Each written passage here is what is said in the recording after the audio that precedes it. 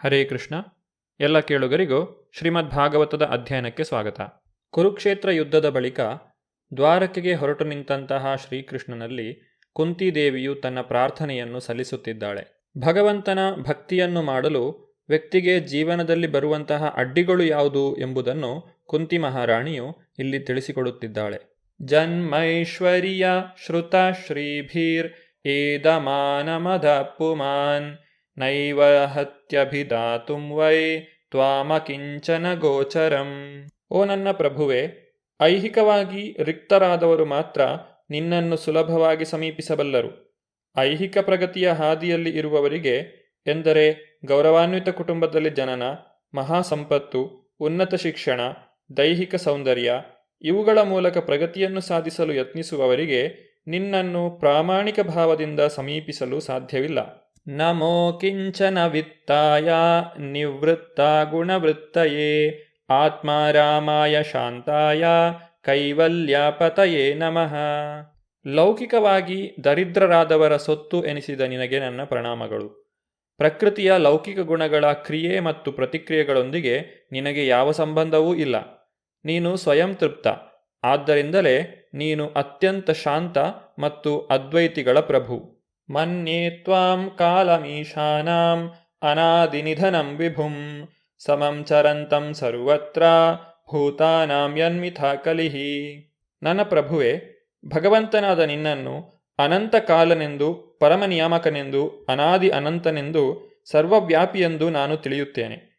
ನೀನು ಎಲ್ಲರಿಗೂ ಸಮಾನವಾಗಿ ಅನುಗ್ರಹಿಸುತ್ತೀಯೆ. ಜೀವಿಗಳ ನಡುವಣ ಭಿನ್ನಾಭಿಪ್ರಾಯಕ್ಕೆ ಸಾಮಾಜಿಕ ವ್ಯವಹಾರಗಳೇ ಕಾರಣ.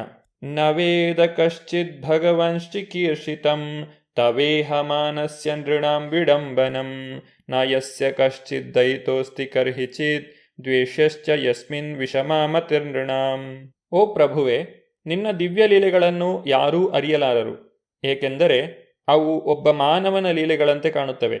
ಆದ್ದರಿಂದಲೇ ತಪ್ಪು ಗ್ರಹಿಕೆಗೆ ಅವಕಾಶ ಮಾಡಿಕೊಡುತ್ತವೆ. ನೀನು ಯಾವ ವಸ್ತುವನ್ನೂ ಪ್ರೀತಿಸುವುದೂ ಇಲ್ಲ, ಹಾಗೆಯೇ ದ್ವೇಷಿಸುವುದೂ ಇಲ್ಲ. ಜನ ನಿನ್ನನ್ನು ಪಕ್ಷಪಾತಿ ಎಂದು ಕಲ್ಪಿಸಿಕೊಳ್ಳುತ್ತಾರೆ ಅಷ್ಟೆ. ಭಗವಂತನು ತನ್ನ ಸಕಲಾನುಗ್ರಹ ಶಕ್ತಿಯೊಂದಿಗೆ ಈ ಲೌಕಿಕ ಜಗತ್ತಿನಲ್ಲಿ ಅವತರಿಸಿದಾಗ ಒಬ್ಬ ಸಾಮಾನ್ಯ ಮಾನವನಂತೆ ನಡೆದುಕೊಳ್ಳುತ್ತಾನೆ. ಅವನು ತನ್ನ ಭಕ್ತರ ಪಾಲಿಗೆ ಮಾತ್ರ ಪಕ್ಷಪಾತಿಯಾಗಿದ್ದಾನೆ ಎಂದು ತೋರುತ್ತದೆ ಅಷ್ಟೇ. ಆದರೆ ಇದು ಸತ್ಯವಲ್ಲ. ಭಗವಂತ ತೋರಿಕೆಗೆ ಹೀಗೆ ಪಕ್ಷಪಾತಿಯಾಗಿ ಕಂಡರೂ ಅವನ ಅನುಗ್ರಹ ಸಮಾನವಾಗಿ ಹಂಚಿಕೆಯಾಗಿದೆ. ಕುರುಕ್ಷೇತ್ರ ರಣರಂಗದಲ್ಲಿ ಭಗವಂತನ ಕಣ್ಣೆದುರಿಗೆ ಯುದ್ಧ ಮಾಡಿ ಯಾರು ಯಾರು ಸಾವನ್ನಪ್ಪಿದರೋ ಅವರೆಲ್ಲರೂ ಯೋಗ್ಯರಲ್ಲದೇ ಇದ್ದರೂ ಕೂಡ ಮುಕ್ತಿಯನ್ನು ಪಡೆದರು. ಭಗವಂತನ ಕಣ್ಣೆದುರಿಗೇ ಸಾವನ್ನು ಪಡೆಯುವುದು ಎಂದರೆ ತನ್ನೆಲ್ಲ ಪಾಪರಾಶಿಗಳ ಪರಿಣಾಮದಿಂದ ಶುದ್ಧಿ ಹೊಂದುವುದು ಎಂದರ್ಥ.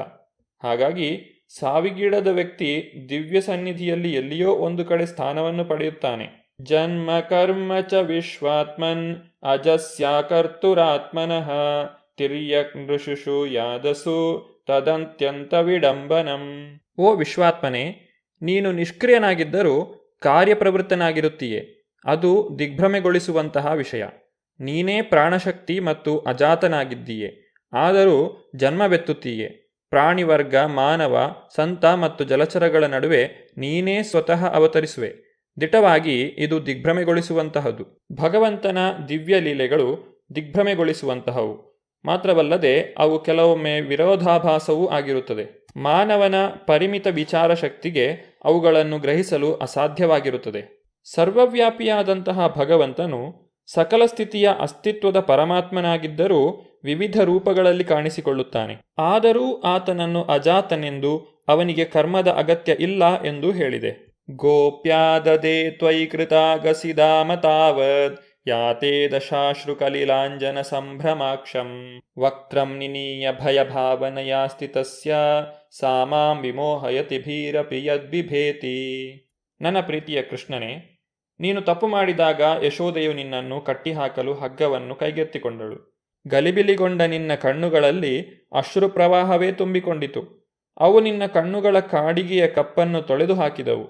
ಭಯಮೂರ್ತಿಯನ್ನು ಭಯಗೊಳಿಸುವ ನೀನೇ ಭಯಗೊಂಡೆ. ಈ ದೃಶ್ಯವು ನನ್ನನ್ನು ದಿಗ್ಭ್ರಮೆಗೊಳಿಸುತ್ತದೆ. ಕುಂತಿದೇವಿಯು ಶ್ರೀಕೃಷ್ಣನ ಬಾಲಲೀಲೆಗಳನ್ನು ಇಲ್ಲಿ ಸ್ಮರಿಸಿಕೊಳ್ಳುತ್ತಿದ್ದಾಳೆ.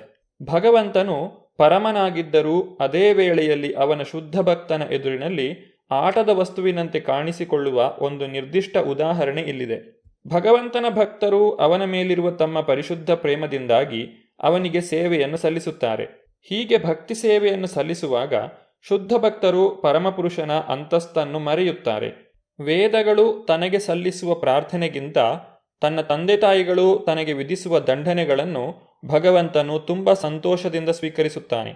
ತಾಯಿ ಯಶೋದೆಗೆ ತನ್ನ ಮಗನಾದ ಶ್ರೀಕೃಷ್ಣನ ಉನ್ನತ ಸ್ಥಾನದ ಅರಿವು ಇದ್ದಿದ್ದರೆ ಅವನನ್ನು ದಂಡಿಸಲು ಖಂಡಿತವಾಗಿಯೂ ಸಾಧ್ಯವಾಗುತ್ತಿರಲಿಲ್ಲ. ಕೃಷ್ಣನು ಅವಳು ಈ ಸನ್ನಿವೇಶವನ್ನು ಮರೆಯುವಂತೆ ಮಾಡಿದನು. ಏಕೆಂದರೆ ಅಷ್ಟೊಂದು ಪ್ರೇಮಮಯಿಯಾದ ಯಶೋದೆಯ ಕಣ್ಣೆದುರಿಗೆ ತನ್ನ ಶಿಶು ಸಹಜವಾದಂತಹ ಸಂಪೂರ್ಣ ಅಭಿನಯವನ್ನು ಮಾಡಲು ಅವನು ಬಯಸಿದನು. ತಾಯಿ ಮಗನ ನಡುವಣ ಈ ಪ್ರೀತಿಯ ವಿನಿಮಯ ಸಹಜವಾದ ರೀತಿಯಲ್ಲಿ ನಡೆಯಿತು. ಕುಂತಿಯು ಈ ದೃಶ್ಯವನ್ನು ನೆನೆಸಿಕೊಂಡು ವಿಸ್ಮಿತಳಾಗಿ ಆ ದಿವ್ಯ ಮಾತೃವಾತ್ಸಲ್ಯವನ್ನು ಹೊಗಳುತ್ತಿದ್ದಾಳೆ. ಸರ್ವಶಕ್ತನಾದ ಭಗವಂತನನ್ನು ತನ್ನ ಪ್ರೀತಿಯ ಮಗನಾಗಿ ಪಡೆದು ಅವನನ್ನು ಹತೋಟಿಯಲ್ಲಿ ಇಟ್ಟುಕೊಂಡಿದ್ದ ಯಶೋದೆಯ ಅನನ್ಯವಾದ ಪ್ರೇಮದ ಸ್ಥಾನವನ್ನು ಪರೋಕ್ಷವಾಗಿ ಅವಳು ಹೊಗಳಿದಳು. ಕೇಚಿದಾಹುರಜಂ ಜಾತಂ ಪುಣ್ಯ ಶ್ಲೋಕಸ್ಯ ಕೀರ್ತಯೇ ಯದೋ ಪ್ರಿಯ ಸ್ಯಾನ್ವವಾಯೇ ಮಲಯಸ್ಯೇವ ಚಂದನಂ. ಭಗವಂತನಲ್ಲಿ ಶ್ರದ್ಧೆಯುಳ್ಳ ರಾಜರ ಸಂತೋಷಕ್ಕಾಗಿ ಅಜಾತನಾದಂತಹ ಭಗವಂತನು ಜನ್ಮವೆತ್ತಿದ್ದಾನೆಂದು ಕೆಲವರು ಹೇಳುತ್ತಾರೆ. ಮತ್ತೆ ಕೆಲವರು ತನ್ನ ಅತ್ಯಂತ ಪ್ರಿಯ ಭಕ್ತರಲ್ಲಿ ಒಬ್ಬನಾದ ಯದುರಾಜನನ್ನು ಸುಪ್ರೀತಗೊಳಿಸಲು ಜನಿಸಿದ್ದಾನೆಂದು ಹೇಳುತ್ತಾರೆ. ಮಲಯ ಪರ್ವತದಲ್ಲಿ ಶ್ರೀಗಂಧವು ಹೇಗೋ ಹಾಗೆ ನೀನು ಅವರ ವಂಶದಲ್ಲಿ ಮೈದೋರಿರುವೆ. ಭಗವಂತನು ಅಜಾತನಾಗಿದ್ದರೂ ಆತನು ಏಕೆ ಇಲ್ಲಿ ಹುಟ್ಟನ್ನು ಪಡೆಯುತ್ತಾನೆ ಎಂಬುದರ ಬಗ್ಗೆ ಜನರು ಅನೇಕ ಅಭಿಪ್ರಾಯಗಳನ್ನು ಹೊಂದಿದ್ದಾರೆ. ಶ್ರೀಮದ್ ಭಗವದ್ಗೀತೆಯಲ್ಲಿ ತಿಳಿಸಿರುವಂತೆ ಎಲ್ಲ ಸೃಷ್ಟಿಗಳ ಪ್ರಭುವು ಅಜಾತನೂ ಆಗಿದ್ದರೂ ಸಹ ಭಗವಂತನು ಈ ಲೌಕಿಕ ಜಗತ್ತಿನಲ್ಲಿ ಜನ್ಮವನ್ನು ತಾಳುತ್ತಾನೆ. ಭಗವಂತನು ಧರ್ಮ ಸಂಸ್ಥಾಪನೆಗಾಗಿ, ದುಷ್ಟ ಶಿಕ್ಷಣ ಮತ್ತು ಶಿಷ್ಟ ರಕ್ಷಣೆಗಾಗಿ ಜನ್ಮ ತಾಳುತ್ತಾನೆ. ಭಗವಂತನು ಧರ್ಮಿಷ್ಠನಾದ ಯುಧಿಷ್ಠಿರ ಮಹಾರಾಜನ ಕೀರ್ತಿಯನ್ನು ವರ್ಧಿಸಿದ್ದಾನೆ. ಯದುವಂಶದಲ್ಲಿ ಜನಿಸಿ ಯದುರಾಜನನ್ನು ಭಗವಂತನು ಆಗಲೇ ಪ್ರಸಿದ್ಧಗೊಳಿಸಿದ್ದಾನೆ. ಭಗವಂತನು ಯಾದವ, ಯದುವೀರ, ಯದುನಂದನ ಇತ್ಯಾದಿ ಹೆಸರುಗಳಿಂದ ಪ್ರಸಿದ್ಧನಾಗಿದ್ದರೂ ಅವನು ಅಂತಹ ಬಂಧನಗಳಿಂದ ಮುಕ್ತನಾಗಿದ್ದಾನೆ. ಮಲಯ ಪರ್ವತಗಳಲ್ಲಿ ಶ್ರೀಗಂಧವು ಹೇಗೆ ಬೆಳೆಯುತ್ತದೋ ಹಾಗೆಯೇ ಅವನು. ಮರಗಳು ಎಲ್ಲಾದರೂ ಬೆಳೆಯಬಹುದು, ಎಲ್ಲೆಡೆಯಲ್ಲೂ ಬೆಳೆಯಬಹುದು. ಆದರೆ ಶ್ರೀಗಂಧದ ಮರಗಳು ಮಾತ್ರ ಬಹುಮಟ್ಟಿಗೆ ಮಲಯ ಪರ್ವತ ಪ್ರದೇಶದಲ್ಲೇ ಬೆಳೆಯುವುದು. ಶ್ರೀಗಂಧ ಮತ್ತು ಮಲಯ ಪರ್ವತಗಳು ಪರಸ್ಪರ ಸಂಬಂಧವುಳ್ಳವು. ಆದ್ದರಿಂದ ಇದರ ಅರ್ಥವೇನೆಂದರೆ ಭಗವಂತನು ಸೂರ್ಯನಂತೆ ಎಂದಿಗೂ ಅಜಾತನು ಎಂಬುದೇ ಆಗಿದೆ. ಸೂರ್ಯನು ಪೂರ್ವ ದಿಗಂತದಲ್ಲಿ ಮೂಡುವ ಹಾಗೆ ಅವನು ಗೋಚರಿಸುತ್ತಾನೆ. ಇಷ್ಟಾದರೂ ಹೇಗೆ ಸೂರ್ಯನು ಪೂರ್ವ ದಿಗಂತದವನು ಅಲ್ಲವೋ ಹಾಗೆಯೇ ಭಗವಂತನು ಯಾರ ಪುತ್ರನೂ ಅಲ್ಲ, ಅವನು ಇರುವ ಎಲ್ಲದರ ತಂದೆಯಾಗಿದ್ದಾನೆ. ಅಪರೇ ವಸುದೇವಸ್ಯ ದೇವಕ್ಯಾಂ ಯಾಚಿತೋಭ್ಯಗಾತ್ ಅಜಸ್ತ್ವಮಸ್ಯ ಕ್ಷೇಮಾಯ ವಧಾಯ ಚ ಸುರದ್ವಿಷಾಂ. ವಸುದೇವ ಮತ್ತು ದೇವಕಿಯರು ನಿನ್ನನ್ನು ಮಗನಾಗಿ ಪಡೆಯಲು ಪ್ರಾರ್ಥಿಸಿದರೆಂದು ನೀನು ಅವರಿಗೆ ಜನಿಸಿದೆ ಎಂದು ಇತರರು ಹೇಳುತ್ತಾರೆ. ನಿಸ್ಸಂಶಯವಾಗಿಯೂ ನೀನು ಜನ್ಮರಹಿತನು. ಆದರೂ ನೀನು ಅವರ ಕ್ಷೇಮಕ್ಕಾಗಿ ಮತ್ತು ದೇವತೆಗಳ ಬಗ್ಗೆ ಅಸೂಯಪಟ್ಟವರ ಸಂಹಾರಕ್ಕಾಗಿ ಜನ್ಮವೆತ್ತುತ್ತೀಯೆ. ವಸುದೇವ ಮತ್ತು ದೇವಕಿಯರು ತಮ್ಮ ಹಿಂದಿನ ಜನ್ಮದಲ್ಲಿ ಸುತಪ ಮತ್ತು ಪೃಶ್ನಿಯರಾಗಿ ಭಗವಂತನನ್ನು ತಮ್ಮ ಮಗನಾಗಿ ಪಡೆಯಬೇಕೆಂದು ಕಠೋರ ತಪಸ್ಸನ್ನು ಮಾಡಿದರು. ಅಂತಹ ತಪಸ್ಸಿನ ಫಲವಾಗಿ ಭಗವಂತನು ಅವರಿಗೆ ಮಗನಾಗಿ ಜನಿಸಿದನು. ಭಗವಂತನು ಈ ಜಗತ್ತಿನ ಸಮಸ್ತರ ಯೋಗಕ್ಷೇಮಕ್ಕಾಗಿ ಮತ್ತು ಅಸುರರ ಅಥವಾ ಲೌಕಿಕ ನಾಸ್ತಿಕರ ನಾಶಕ್ಕಾಗಿ ಅವತರಿಸುತ್ತಾನೆ ಎಂದು ಭಗವದ್ಗೀತೆಯಲ್ಲಿ ಹೇಳಲಾಗಿದೆ. ಭಾರಾವತಾರಣಾಯಾನ್ಯೇ ಭುವೋ ನಾವ ಇವೋ ದಧೌ ಸೀದಂತ್ಯಾ ಭೂರಿ ಭಾರೇಣ ಜಾತೋ ಹ್ಯಾತ್ಮ ಭುವಾರ್ಥಿತಃ. ಸಮುದ್ರದಲ್ಲಿನ ನಾವೇ ಅತಿಭಾರವಾದಂತೆ ಈ ಜಗತ್ತು ದುಃಖಭರಿತವಾಗಿದೆ. ನಿನ್ನ ಮಗನಾದ ಬ್ರಹ್ಮನು ನಿನ್ನನ್ನು ಪ್ರಾರ್ಥಿಸಿದ್ದರಿಂದ ನೀನು ಕ್ಲೇಶಗಳನ್ನು ತಗ್ಗಿಸಲು ಅವತರಿಸಿದ್ದೀಯೆ ಎಂದು ಇತರರು ಹೇಳುತ್ತಾರೆ. ಬ್ರಹ್ಮನು ನಾರಾಯಣನ ನೇರ ಪುತ್ರ. ವಿಷ್ಣುವಿನ ದಿವ್ಯ ನಾಭೀಕಮಲದಲ್ಲಿ ಮೊದಲ ಜೀವಿಯಾದ ಬ್ರಹ್ಮನು ಜನಿಸಿದನು. ಆದ್ದರಿಂದಲೇ ವಿಷ್ಣುವು ಪದ್ಮನಾಭನೆಂದು ಪ್ರಸಿದ್ಧನಾಗಿದ್ದಾನೆ. ಕಂಸ ಮತ್ತು ಇತರರು ಜಗತ್ತನ್ನು ಆಳುತ್ತಿದ್ದಾಗ ಮತ್ತು ಅಸುರರ ದುಷ್ಕೃತ್ಯಗಳಿಂದ ಭೂಭಾರವು ಅತಿಯಾದಾಗ ಬ್ರಹ್ಮನು ಭಗವಂತನಲ್ಲಿ ಪ್ರಾರ್ಥಿಸುತ್ತಾನೆ. ಬ್ರಹ್ಮನ ಪ್ರಾರ್ಥನೆಯಂತೆ ಭಗವಂತನು ಭೂಮಿಯಲ್ಲಿ ಅವತಾರವನ್ನು ತಾಳುತ್ತಾನೆ. ರಾಕ್ಷಸರ ಸಂಹಾರಕ್ಕಾಗಿ ಭಗವಂತನು ಅವತಾರ ತಾಳುತ್ತಾನೆ ಎಂಬುದು ನಿಜವಾದರೂ ಭಗವಂತನು ಅವತಾರ ತಾಳುವ ಮೂಲ ಉದ್ದೇಶ ಅವನ ಭಕ್ತರಿಗೆ ಅನುಗ್ರಹವನ್ನು ಕೊಡುವುದು. ಏಕೆಂದರೆ ಭಗವಂತನಿಗೆ ತನ್ನ ಭಕ್ತರಲ್ಲಿ ಬಹಳ ಪ್ರೀತಿ. ಭಗವಂತನು ತನ್ನ ಭಕ್ತರಿಗೆ ಯಾವ ರೀತಿ ಅನುಗ್ರಹವನ್ನು ಮಾಡುತ್ತಾನೆ ಎಂಬುದರ ಕುರಿತಾಗಿ ನಾವು ಮುಂದಿನ ಸಂಚಿಕೆಯಲ್ಲಿ ನೋಡೋಣ. ಧನ್ಯವಾದಗಳು. ಹರೇ ಕೃಷ್ಣ.